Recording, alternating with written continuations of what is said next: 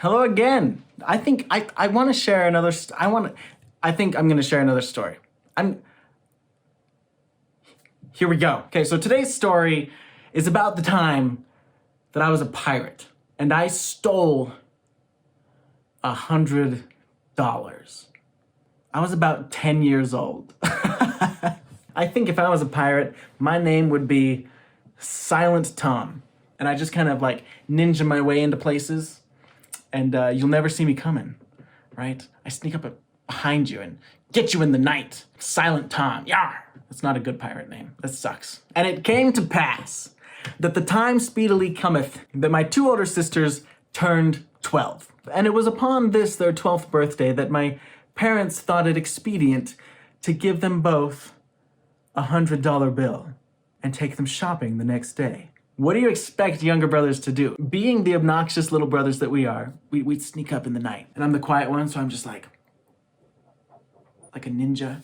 And Silent Tom, still a terrible pirate name. And I snatch it, bolt it. My older sister, she prided herself on her fingernails. She had fingernails that were like this long. She basically had cat claws. In fact, she once told me that she was part cat and that she could see in the dark and had retractable claws. And I believed her for like 5 minutes. If she caught you, it'd be like, she'd rip out your eyes, and then she'd like pin you down on the ground. And then she would like dangle her spit over your face. And she could spit. She could spit. She could burp too. Point being, you don't want to get caught by her. We ran. And this cat and mouse exchange sort of went on for quite a while, and we kept coming back because we were just unstoppable, because we were pirates. You know that moment when you were a kid and like you do something because you get a reaction out of it and it's funny, so you keep doing it, and eventually you get to the point where you've done it so many times it's not funny anymore and you stop getting the reaction you want and people start to get angry. That's where we got. There's like an hour-long hiatus. So tensions died down, suspicions are gone, so the guardianship of these $100 bills is lowered. And it gets to a certain point of the night where it's that time that we all know, the sacred hour of every Friday evening when you all come together in the kitchen and have an ice-cold bowl of cereal. The only time of the week where you could have sugar cereal. And we're all having a good time. And we finish up and we're getting ready, people are going to their rooms and they're retiring for the night. And I'm the last one out of the kitchen. And I noticed something on the kitchen table.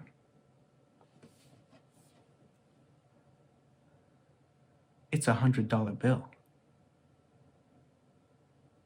I snatch it. I don't have cargo pants now, but as a kid I had cargo pants. And cargo pants had this really cool pocket. Like right on the side of the leg, like right here. It's a small pocket about this big. And it was the perfect hiding spot for a folded up $100 bill. So I slipped it in my pocket, right? Thinking that any moment now, I'm gonna be caught and it's gonna revive this game. Nothing happens. Nobody notices a thing. And we go back to playing Legos and playing video games. Being ADD, I forgot completely about this bill in my pocket. Fell asleep, went to bed, retired for the evening. Like my brain while I was asleep took all the unnecessary information and just kind of like logged it away. Like that's not important. We'll stick that in an unknown file. And apparently my brain deemed this information about the $100 bill in that file. And so the next morning, it was Judgment Day. The lights just fly on and my stepdad comes marching into the room and he starts eyeing us all down. This is the moment our life comes to an end. And he looks at each one of us one by one dead in the eye and he's like, okay guys, where's the $100 bill? My brothers don't know where it is and they're quite bold about it. And so then it gets to me, right? And it's my turn and he's got to answer the question. Normally I'm a pretty bad liar, especially when I was 10 years old. But the thing was, I forgot about the bill completely. And so I became the best liar in the world because it was true. I made the lie the truth by forgetting. And so they're tearing the house apart, upending bed sheets, pulling out cabinets, checking the cat's litter box. Maybe they ate it and threw it up somewhere. We turned this house completely inside out, looking for this money. Finally, they gave in, and they gave her another $100 bill. And I think they ended up blaming it on one of my sister's friends. I think that might have contributed to them falling out of friendship over time. So I'm sorry about that. So they get their second dosage of $100 bills. They go shopping. Well, the day goes by quite uneventfully. And I'm mystified. I'm clueless. I'm like, what mystery has abducted this $100? I bet it was probably my brother Zach. He probably took it.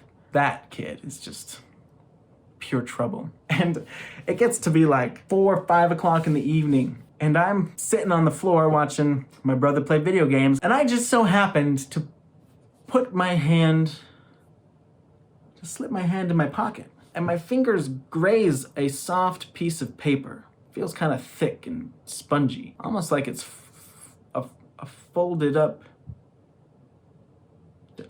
dollar bill. My heart goes into panic mode because the house was ripped apart. Sheetrock came off of the walls. Floorboards were unearthed and we got into the plumbing. And here it was in my pocket the whole time. I'm a dead man. I went into my room because I needed some time alone to plan out my next move. It needed to be chosen carefully. And the way I saw it, I had a few different options. Option number 1, you could tell the truth. Come forward and tell everyone, say, hey, I took the bill and I forgot about it. I'm sorry. Now to us, that sounds like sense, because you'd say like, oh, I'd totally forgive my kid if he was like, I'm sorry, here's $100. Well, to a 10-year-old, it's not that simple, because there's no way they would believe me. First of all. Option number 2 was a little less honest, but had a higher probability of staying anonymous. It was to find some spot in the house, somewhere like hard to find, but still obvious enough to be discovered, and just place the bill there and pretend like nothing ever happened. So that someday somebody finds it and be like, oh, we found the $100. But the problem was, everything had been turned over. There's no way that I could find a good enough spot that it would still be found. So there was only one option left. I became a pirate. And I went digging through all of our crap. We had a lot of crap. Remember those Pokeballs that you would get, and like inside there were these pegs, and you could put the Pokemon on the pegs and you could keep the Pokemon inside, and it was spring loaded and you could push the button and it would pop open? I got one of those. And I put the dollar bill inside.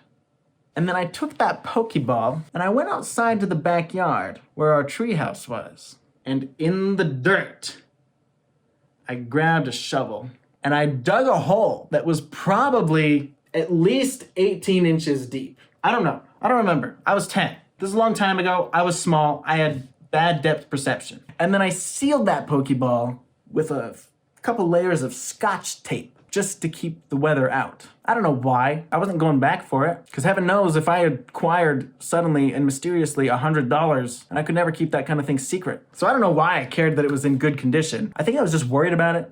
I had this sympathy for all things living and non-living. And then I take the Pokeball and I drop it in the hole. And I bury this thing in the backyard. Silent Tom, silently acquiring treasure and silently putting it away where no one can find it. And I never said a word. In fact, I remember being a missionary. And you know how if you've ever served a mission, you just kind of become aware of all of your faults and everything you ever did wrong? Well, that was one of the things that came up. And so when I came home that year, my sister happened to be visiting for Christmas, and I finally told her, got this thing off my chest, and my whole family lost it. It was embarrassing. And of course, by that time, we had moved away like a decade earlier. There's no chance of going back. In fact, I tried one time, and the owner sent me away because my story sounded fishy. Fishy. Her name was Tammy. It's a sore subject. I don't like talking about it. And it felt so good to get it off my chest, 13 years is a long time to have a secret. It was almost like that movie. Oh, what was that movie called? Night of the Hunter. because the guilt never sleeps and it never stops coming after you. You cannot escape the guilt no matter how you run. The moral of the story is, don't be a pirate. Also, Pokeballs make pretty good time capsules. I suppose that's it. If you have done something, even if you were a kid, and it's been on your mind and you feel guilty about it, I'm here to tell you right now, the only way to get rid of it is to confess. No matter how stupid you feel when you do it. It's just nice. Confession is a healing process. So, if you've stolen $100 and put it in a Pokeball and buried it in your backyard, and if it's like hanging over you, just be open. Say you're sorry. Don't be a pirate. That's all I have to say. That's it. That's the end of my story. You're welcome. Thanks for watching. I hope you found something that was beneficial to you. Why do I always start ranting and talk endlessly at the end of these things? I'm gonna go now. Okay, peace out. Bye.